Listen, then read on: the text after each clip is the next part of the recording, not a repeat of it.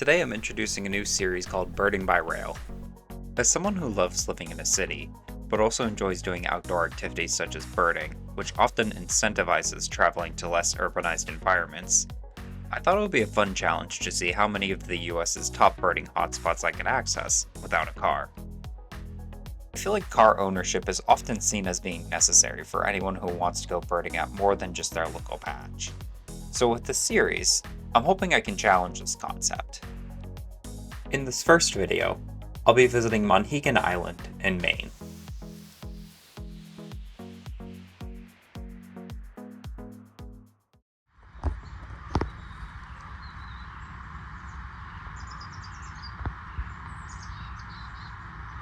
Overall, I don't have anything bad to say about birding conditions on the island. I went in September around peak autumn migration.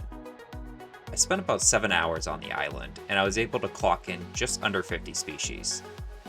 The highlights for me were a few Cape May warblers and a white-eyed vireo.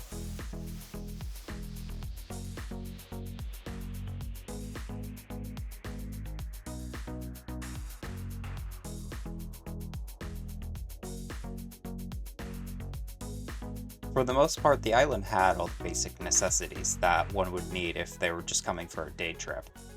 When I was researching ahead of time, I noticed that a lot of people were talking about how there was no public restrooms on the island. I'm not sure if this is true during the off-peak season, but fortunately for me, this wasn't the case. I would recommend bringing everything that you'll need with you. However, if you find yourself forgetting something, there is a general store called the Barnacle that sells basic essentials.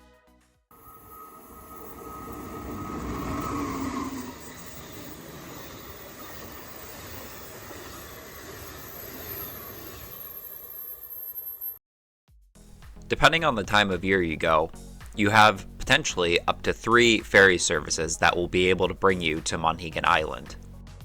If you're coming from Boston or Portland to the south, or Bangor from the north, the Concord Coach bus line will be able to get you about 90% of the distance to one of the ferry services.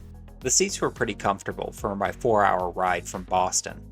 The buses have clean bathrooms on board, and their bike policy is pretty lenient, which was important for the next leg of this trip. I didn't have any issues bringing my folding bike that was packed inside of a bag, and I even saw others bring non-folding bikes that went into the luggage storage compartment underneath the bus without a problem. Their ticket prices were pretty competitive with Amtrak's Downeaster train. Unfortunately, the Downeaster currently only goes as far as Brunswick, Maine. However, they may be extending it to Rockland in the future. Overall, I would rate the Concord Coach bus positively, and I would definitely consider riding with them again in the future.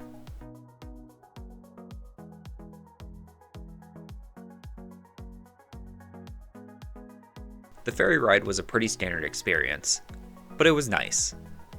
One thing I found interesting was that they used a different boat for the early morning ferry and the afternoon ferry. The morning boat was a freight boat that had some space for passengers, while the afternoon boat was a dedicated passenger boat. The scenery was nice. On the afternoon ferry, we took the scenic route around the backside of the island, which was especially nice. One recommendation I do make if you are planning on doing this trip car-free is to find an overnight accommodation within walking distance of the ferry. As far as I could tell, there weren't any dedicated bike racks at the ferry, and it's unclear to me if they would allow you to take a bike on the ferry since space was limited. My biggest complaint about the Concord Coach bus is that they make it pretty clear as part of their policies that when you buy a ticket with them, it doesn't guarantee you a seat on the bus. They say they'll make all efforts to accommodate everyone, but that their buses are technically first come, first serve. Based on others I talked to when I was traveling, it seems like it's extremely rare that they ever completely screw anyone over.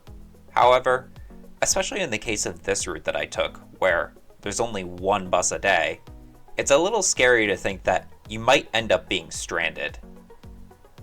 I don't have too much personal experience with them aside from this one trip.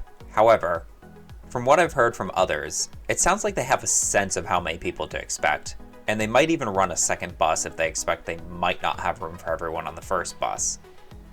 I really do wish they just made it an official policy though, that your ticket guarantees you a spot on the bus. It would be much less anxiety inducing, especially since there aren't really any other transportation options north of Brunswick.